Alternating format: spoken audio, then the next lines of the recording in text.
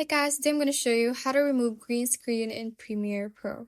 So I have a new project opened here. I have the background and the green screen clip. First, I'm going to drag the background into the timeline. And after you have added your background, you add your green screen video on top of the background. And you can cut it however you like. So you can decide the duration of your video. And once you have done that, select the green screen clip from your timeline.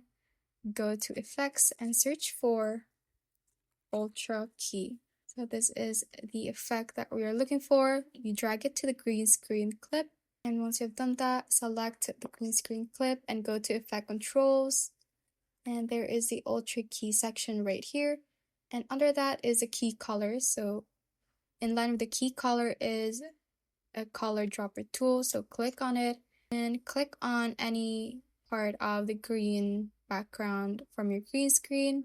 That should automatically remove the green part of the green screen video, and you can position it however you like and just preview your video if it suits to your liking. And that is how you can basically remove green screen in Premiere Pro.